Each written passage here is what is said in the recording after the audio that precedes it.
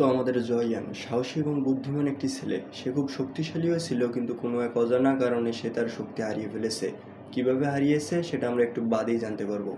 Hello friends, আমি রূপম এবং আজকে আমি battle through the haven season 1 episode 2 এবং 3 সম্পূর্ণ এক্সপ্লেন করব। এপিসোড 1 অলরেডি চ্যানেলে আপলোড করা আছে, আমি কমেন্ট বক্সের লিঙ্ক দিয়ে রাখবো, আপনারা চাইলে দেখে নিতে পারেন।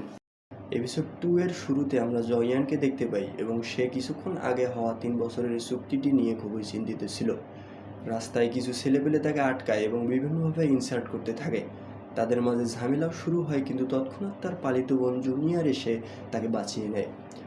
সে উদাস হয়ে তার মায়ের কবরের কাছে যায় এবং আবেগপ্রবণ হয়ে কাঁদতে শুরু করে। তখনই তার হাতে থাকা আংটিটি গুঁড়ো করে এবং তার ভেতর থেকে একজন রহস্যময় মানুষের আত্মা বেরিয়ে আসে। মানুষটির নাম ইয়াওলাও, শক্তিশালী এবং একই সাথে একজন উচ্চ স্তরের আলকেমিস্ট।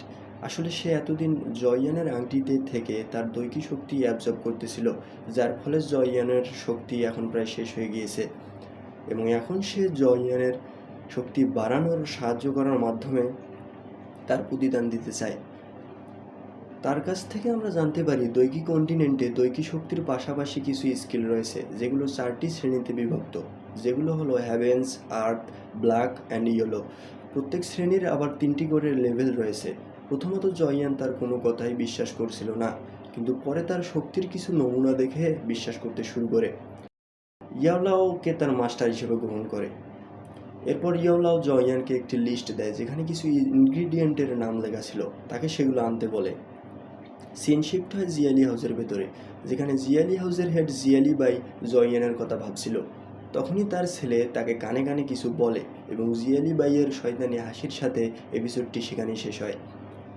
এপিসোড 3 শুরু হয় জয়ানের মেডিটেশন করার দৃশ্য দেখিয়ে, যেখানে জুনিয়র আসে এবং জয়ান তার কাছ থেকে কিছু টাকা ধার চায়, যেটা দিয়ে সে মাস্টার যে ইনগ্রিডিয়েন্টগুলো জোগাড় করতে বলছিল সেগুলো কিনবে। জুনিয়র তাকে একটি পার্পল কালারের কার্ড দেয় এবং তারপর তারা ইনগ্রিডিয়েন্ট কেনার জন্য মার্কেটে যায়। কেনাকাটা শেষে তারা মার্কেট থেকে বেরোতেই যাচ্ছিল, তখনই জিয়ালি হাউসের কিছু সৈনিক তাদের পথ আটকায়। কিন্তু আংটি থেকে মাস্টার বলে যে তাদের সাথে ঝামেলা করার দরকার নেই, কারণ ঝামেলা করার চেয়ে ইনগ্রিডিয়েন্টগুলো রক্ষা করা বেশি গুরুত্বপূর্ণ। তারপর তারা সেখান থেকে পালানোর সিদ্ধান্ত নেয়। অন্যদিকে আমরা সেই মার্কেটে জিয়ালি হাউসের হেডের ছেলে জিয়ালিয়াওকে দেখতে পাই। সেও জয়ানকে খুঁজছিল। এক পর্যায়ে তাদের দেখা হয়ে যায়, কিন্তু আবারও জুনিয়র তাকে বাঁচিয়ে নেয়। জিয়ালিয়াও জুনিয়রকে দেখে ফ্লার্ট করতে শুরু করে এবং তাকে বিয়ে করতে চায়। জয়ান এতে খুব রেগে যায়, কিন্তু ততক্ষণে জগলানের গার্ড আসতেছিল, তাই জিয়ালিয়াও সেখান থেকে চলে যায়। ইনগ্রিডিয়েন্টস জোগাড় করা শেষ। এবার সেই রাতে জয়ানের ট্রেনিং শুরু হয়। মাস্টার সেখানে একটি লিকুইড পোষণ তৈরি করে। তারপর মাস্টার ইয়ানকে ফায়ার প্রডিউস করা শেখায় এবং সেটা কন্ট্রোল করা শেখায়। জয়ান সর্বোচ্চ দিয়ে চেষ্টা করে এবং ফায়ার প্রডিউস করে, সেটা কন্ট্রোলও করে, যেটা দেখে মাস্টার অবাক হয়ে যায়, কারণ লেভেল 3-তে এমনটা করা খুবই কঠিন একটি কাজ।